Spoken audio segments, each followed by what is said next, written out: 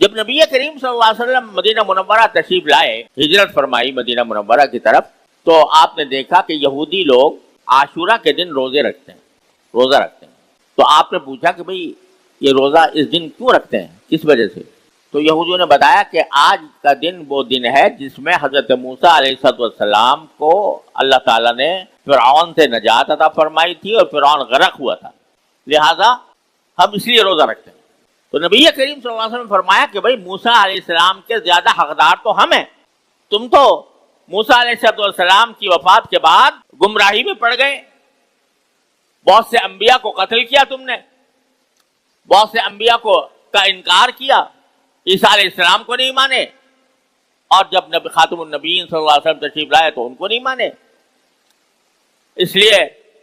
تم سے زیادہ حقدار موسیٰ علیہ السلام کے تو ہم ہیں، لہذا آپ نے فرمایا کہ عاشورہ کے دن روزہ رکھیں۔ یہ حدیث میں آتا ہے، پھر وہ فرض ہو گیا اور بعد میں پھر مستحب ہو گیا۔ تو ایک واقعہ بے شک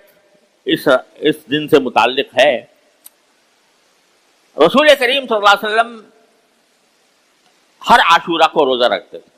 پہلے فرض ہونے کی حیثیت سے اور بعد میں مستحب ہونے کی حیثیت سے۔ لیکن جب آخر سال آیا، آپ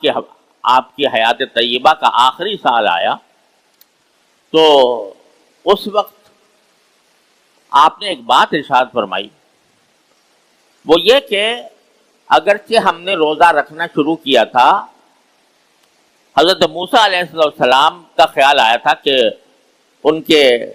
نجات کا واقعہ وہ ہمارے لیے زیادہ، ہم سب کے لیے زیادہ اس بات کا مستحق ہے کہ ہم اس دن میں روزہ رکھیں، لیکن ساتھ ہی پھر خیال یہ آیا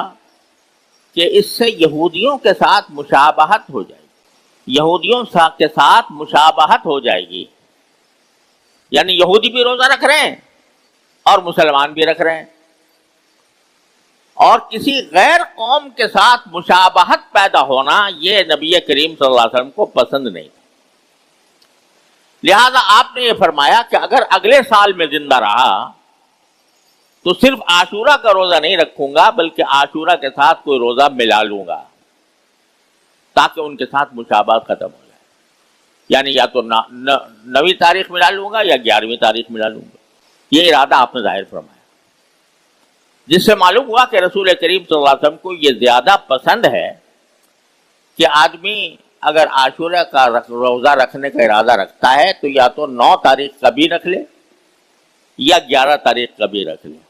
آپ کو یہ زیادہ پسند ہے، اگرچہ خود آپ نے اپنی حیات طیبہ میں اس پر عمل نہیں فرمایا، لیکن یہ فرمایا تھا کہ اگلے سال اگر میں زندہ رہا تو اس طرح کروں گا۔ اس لیے فقہائے امت نے یہ فرمایا کہ عاشورہ کا روزہ اگر اس کے ساتھ آدمی ایک دن اور ملا لے،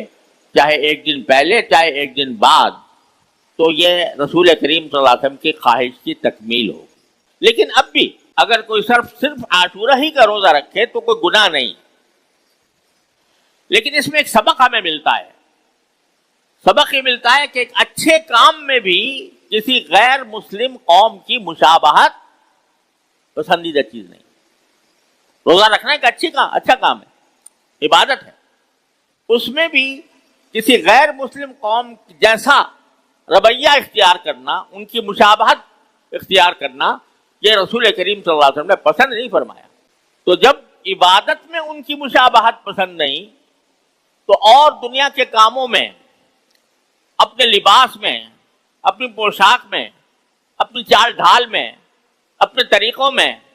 ان کی مشابہت اختیار کرنا کیسے پسند ہو سکتا ہے؟ آدمی غیر مسلم قوموں کا لباس اختیار کرے، وہ داڑھی منڈاتے ہیں تو ہم نے بھی منڈانا شروع کر دی، وہ ایسا لباس پہنتے ہیں ہم نے بھی وہ لباس شروع کر دیا، وہ سالگرہ مناتے ہیں ہم نے بھی سالگرہ منانی شروع کر دی، وہ نیا سال مناتے ہیں ہم نے بھی نیا سال منانا شروع کر دیا۔ تو یہ مشابہت رسول کریم سرورت عالم صلی اللہ علیہ وسلم کو پسند نہیں تھی۔ مسلمان اپنے طور پر خود ایک ملت ہے، ایک امت ہے، ایک دین ہے، اس کے اپنے شعائر ہیں، اس کی اپنی علامتیں ہیں، اس کا اپنا تشخص ہے، اس تشخص کو برقرار رکھنا اور غیر مسلم قوموں کے ساتھ مشابہت سے بچنا یہ بھی دین کا ایک تقاضا ہے۔ خلاصہ یہ کہ عاشورہ کی یہ فضیلت جو احادیث سے ثابت ہے وہ میں نے آپ کے سامنے عرض کی۔ بعض لوگ یہ سمجھتے ہیں کہ 10 محرم کا دن کو جو 10 محرم کے دن کو جو مقدس سمجھا جاتا ہے یا اس کی جو فضیلت ہوتی ہے وہ اس لیے ہوتی ہے کہ حضرت حسین رضی اللہ تعالی عنہ نبی کریم سرور دو عالم صلی اللہ علیہ وسلم کے نواسے جگر گوشہ حضرت سیدنا حسین رضی اللہ تعالی عنہ اس دن شہید ہوئے تھے۔ کربلا کا واقعہ پیش آیا تھا اور کربلا میں حضرت حسین رضی اللہ تعالی عنہ شہید ہوئے تھے۔ تو بعض لوگ سمجھتے ہیں کہ محرم کی جو خصوصی علامت ہے یا خصوصی تشخص ہے یا اس کے جو خصوصی فضیلت ہے وہ اس لیے کہ اس دن میں حضرت حسین رضی اللہ تعالیٰ عنہ کو شہید کیا گیا۔ یہ بات صحیح نہیں۔ حضرت حسین کی شہادت کا واقعہ تو بہت بعد میں پیش آیا۔ رسول کریم صلی اللہ علیہ وسلم نے پہلے ہی سے اس دن کی فضیلت بیان کر رکھی تھی۔ ہاں، حضرت حسین رضی اللہ تعالیٰ عنہ کا یہ اعزاز ہے، ان کی یہ فضیلت ہے کہ اللہ تعالیٰ نے ان کو عاشورہ کے دن شہادت کے عظیم منصب پر سرفراز فرمایا۔ اور واقعہ یہ ہے کہ نبی کریم صلی اللہ علیہ وسلم کے نواسے، محبوب نواسے، ان کو ظالموں نے شہید کیا میدان کربلا میں۔ انہوں نے تو اپنی ثقافت کا سامان کر لیا جنہوں نے حضرت حسین رضی اللہ تعالیٰ عنہ کو شہید کیا، لیکن حضرت حسین رضی اللہ تعالیٰ عنہ کی عظمت اور فضیلت کی یہ بات ہے کہ اللہ تعالیٰ نے ان کو شہادت کے مرتبے پر اس دن فائز کیا جو عاشورہ کا دن تھا۔ لہذا یہ عاشورہ کے دن کی فضیلتیں یہ ہیں جو میں نے عرض کر دی۔ بعض لوگوں نے اس میں طرح طرح کی رسمیں بنا رکھی ہیں، مثلا یہ کہ بھئی عاشورہ کے دن کھچڑا ضرور پکے گا، اگر کھچڑا نہ بنا تو عاشورہ ہی نہ ہوا۔ یہ فضول کی رسمیں، اس کا کوئی تعلق دین سے، اسلام سے نہیں ہے۔ اور اس سے زیادہ بری رسم یہ ہے کہ اس دن کو، عاشورہ کے مقدس دن کو، ماتم اور حضرت حسین رضی اللہ تعالیٰ عنہ کی شہادت کے اوپر غم کے اظہار کا ذریعہ بنائیں۔ اس کے لیے تعزیے نکالتے ہیں، اس کے لیے علم نکالتے ہیں، اس کے لیے ماتم ہوتا ہے، اپنے آپ کو مارا جاتا ہے، پیٹا جاتا ہے۔ اس کی بھی کوئی اصل دور دراز تک دین کے کسی حکم میں نہیں ہے۔ لیکن شیعہ حضرات ہیں جو اپنے مسلک کے مطابق یہ کام کرتے ہیں، لیکن جو اہل سنت حضرات ہیں بعض لوگ وہ بھی تعزیے میں شریک ہو جاتے ہیں، ان کی مجلسوں میں جا کے شامل ہو جاتے ہیں۔ تو کم از کم جو اہل سنت ہیں وہ اپنے مسلک پر قائم رہیں اور ان چیزوں سے متاثر نہ ہوں۔ اپنے مسلک کو چھوڑو نہیں اور دوسرے کو چھیڑو نہیں۔ چھیڑے نہیں کا معنی یہ ہے کہ افسوس ہے اور انتہائی افسوس کہ جب محرم کے یہ دن آتے ہیں تو پورا ملک منجمد ہو جاتا ہے۔ ساری سرکاری طاقتیں وہ اس ایک جلوس کے اوپر، اس جلوس کے تحفظ پر لگ جاتی ہیں، جس جلوس کا شریعت میں، قرآن میں، سنت میں، خود اہل بیت کے تعامل میں کوئی تصور نہیں۔ حضرت حسین رضی اللہ تعالیٰ عنہ کی شہادت کے بعد خود اہل بیت موجود رہے، وہ اہل بیت جو ہمارے سر کے تاج ہیں وہ موجود رہے۔ کوئی ایک دلیل کوئی بتا دے کہ انہوں نے ماتم کیا ہو، انہوں نے جلوس نکالا ہو، انہوں نے علم کھڑا کیا ہو، کسی کی تاریخ میں کوئی وجود نہیں ملتا۔ خود میں نے بڑے بڑے شیعہ علماء سے پوچھا کہ کیا جلوس نکالنا آپ کے یہاں فرض ہے؟ آپ کے مسلک میں اگر آپ کے مسلک میں فرض ہے تو بھئی چلو ہم گوارا کریں، لیکن سب نے یہ کہا ہمارے مسلک میں کوئی فرض نہیں ہے جلوس نکالنا۔ یہ بلکہ بعد میں لوگوں نے یہ طریقہ ایجاد کر لیا، لیکن جس کا اس مسلک کی بنیاد میں بھی کوئی حصہ نہیں ہے جلوس نکالنے کا، جس کی وجہ سے پورا کاروبار زندگی معطل ہے، سڑکیں بند ہیں، آمد و رفت کے راستے بند ہیں، ان کی خاطر، اور حکومت کی پوری مشنری اس کے تحفظ پر لگی ہوئی ہے۔ اور پچھلے دنوں افسوس ہے کہ پچھلے دنوں انہی جلوسوں میں صحابہ کرام رضی اللہ تعالی عنہ کے اوپر گستاخی کے کلمات کہے گئے، علل اعلان کہے گئے۔ تو میرے بھائیوں، یہ بڑے افسوس کی بات ہے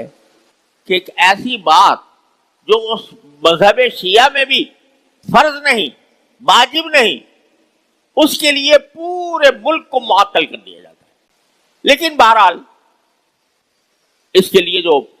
اس کے بارے میں جو سنجیدہ اور پرامن کوشش ہو سکتی ہے وہ علماء ہمیشہ کرتے رہے ہیں۔ لیکن ایک بات یاد رکھیں کہ قتل و قتال یا مار دھاڑ، ایک دوسرے پر حملے کرنا، یہ کسی طرح بھی کسی مذہب میں جائز نہیں۔ افسوس ہے کہ ہمارے ہاں جب محرم کا مہینہ آتا ہے تو حکومتی اداروں کو امن و امان قائم رکھنے کے لیے اجتماعات بلاتے ہیں، علماء کو بلاتے ہیں، بھئی لڑنا نہیں، ایک دوسرے کو مارنا نہیں۔ اور افسوس ہے کہ ہر مذہب میں ایسے انتہا پسند اور مشتعل لوگ موجود ہیں جو فتنہ پیدا کرتے ہیں اور اس مذہبی اختلاف کو لڑائی اور قتال اور لڑائی میں تبدیل کر دیتے ہیں۔ ابھی پچھلے دنوں واقعہ پیش آیا، ایک شیعہ ڈی ایس پی کو قتل کر دیا گیا، اس کے بدلے میں ایک ہمارے بیچارے معصوم امام جس کا کوئی تعلق نہ کسی سیاست سے نہ کسی جھگڑے سے، وہ امام صاحب شہید کر دیے گئے۔ تو اس جھگڑے کو یا اس اختلاف کو باہمی منافرت کا،